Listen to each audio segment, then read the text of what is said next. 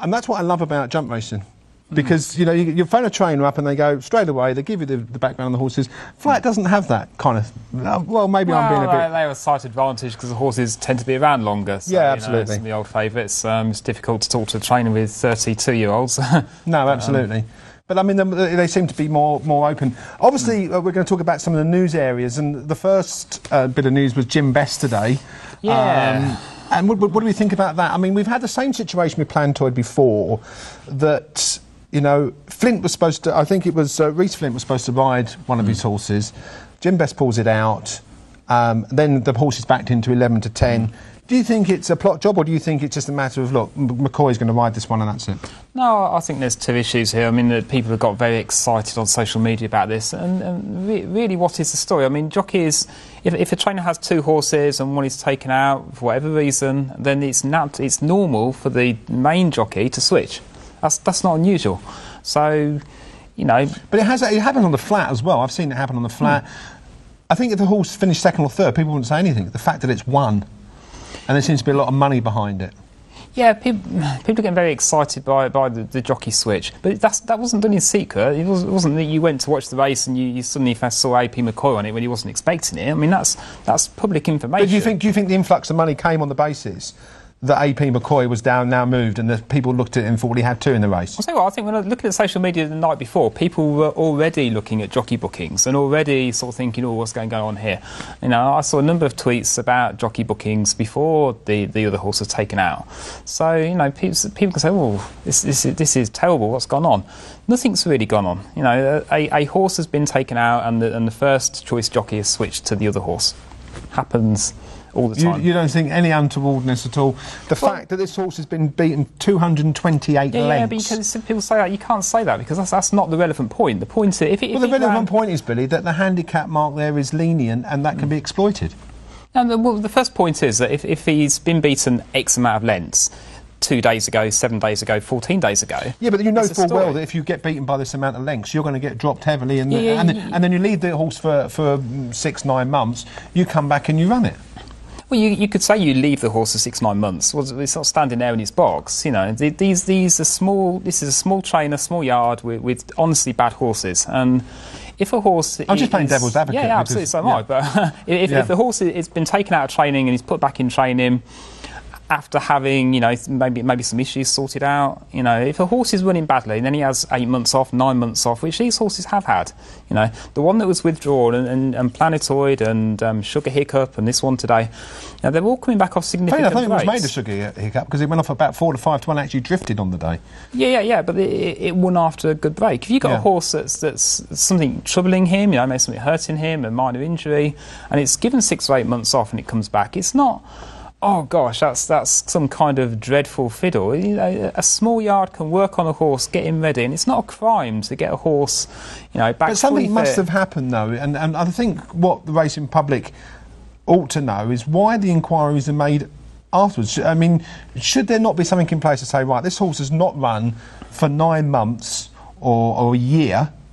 Can you let us know what's like a report of the horse beforehand? No. It's the same with wind-ops as well. We get told afterwards, oh, the horse has had a wind-op. Yeah, absolutely right. Why?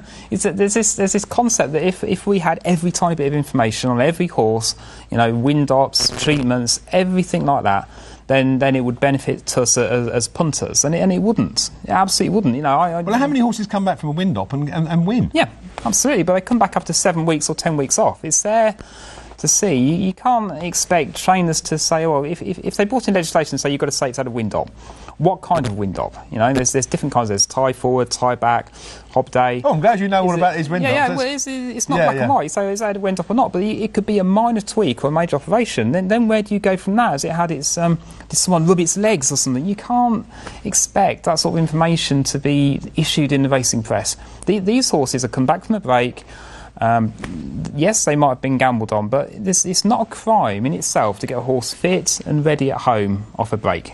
And people have got very excited, and you know, you can't go on social media and accuse people of doing dreadful things. That's just not on, and it's been You know, you think it's over the hill when someone says that, because there's no proof of that. Absolutely not. No. And I think sometimes it could be the fact that they've not done it, they've not backed it themselves, and they think, well, they've been cheated out of it. Oh, absolutely, of course, yeah. So you think it's different to something like the Barney Curley thing? Well, yeah, I do. I absolutely do. Yeah, I mean, the Barney Curley thing is openly planned.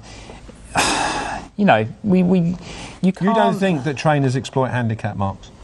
Of course, but it's this concept that every horse must run absolutely on its merits. It must be fully fit. The public must be told if it's had a breeding operation or any medical treatment.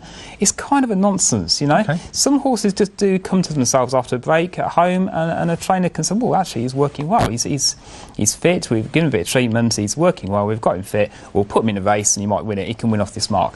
There's a line between that and saying that people are blatantly cheating and stopping horses, and that's where the line's got to be drawn, really. OK, so let's move on to a lighter note. If I gave you £200 now... Which you wouldn't, Pete. No. Which I wouldn't. I wouldn't do that. Who would it go on? Richard Hughes or Ryan Moore to be I think champion? Richard Hughes is really, really motivating. It's really interesting to read his column. You know, I thought when he won his first championships 3 years ago when he won, I thought he had such a hard season. You know, he had a lot of driving, a lot of sweating. It's not easy for him to keep his weight down. And I thought he's going to have a lesser second season. He didn't. And I kind of thought the same this year. But he's absolutely driven. And I think he'll catch Ryan Moore. So if you give me the money, I'll go and put it on with somebody. Right, OK.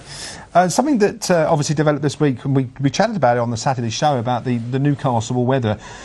It seems now that's not going to happen because of the floodlit issues. I mean, surely this should have been addressed some time ago. No, I mean, the excuse that the BHA have given about the longer races can't be run because there's no floodlights, that is basically a kind of get out of the deal. I absolutely believe... Do you think that's trainer pressure and owner pressure? It's industry pressure. What gets me, Billy, is that, we won't name names, but certain trainers were publicising the fact that they're unhappy about Newcastle going all weather. Yet those trainers, between two of the top leading trainers in the country, had less than 50 runners between them at Newcastle, and saying what a great turf Newcastle was. If Mark Johnson comes out and says, look, Newcastle shouldn't be doing it, you understand that, because he has hundreds of runners there. But when one has 27 and the other has 23, I don't know, how can they be in a position to dictate? No, absolutely. When you look at the list of trainers, there are plenty of northern trainers, and that's the bigger story. But the National Daily that chose to sort of highlight the 3 Newmarket trainers that was speaking out against, that was a bit of a nonsense, and that's kind of what I picked up on. Does a North need a all-weather track? Yes, absolutely, yes. And there's absolutely no argument for that not being the case. But you've got Great Leys coming, you've got potentially Catterick coming, you've got a 40-40-20 split. You allow that, you're going to divide either the jumping or the other flat racing as well, aren't you? Well, yeah, I mean, Catterick would seem to be a nice choice for an all-weather track. It's not just a case of us on Twitter saying, well, which track would I turn into an all-weather track? I'd turn that one into an all-weather track. There's obviously an awful lot of planning and things to consider.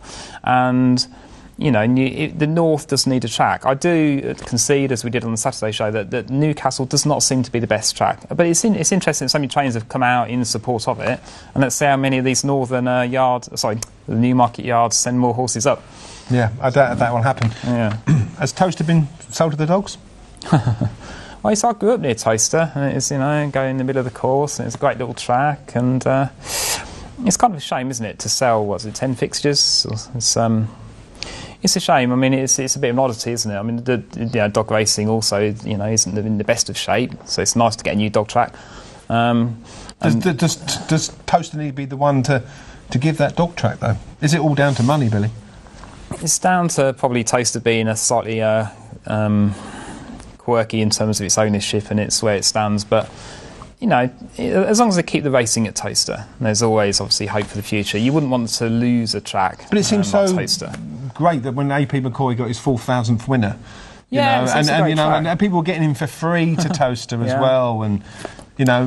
Well, they said that last time I went. They charged me a tenner, and I was I didn't bring any money, but But yeah, it's actually a nice track because it's uphill. There's a really steep finish. It did surprise me actually that it was going to the dogs.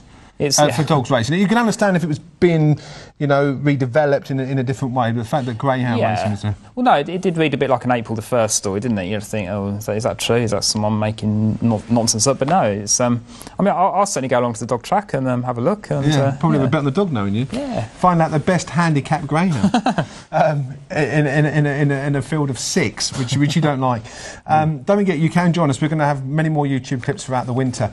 Thanks very much for joining us. We're here every Saturday from 10 o'clock on Sky 212.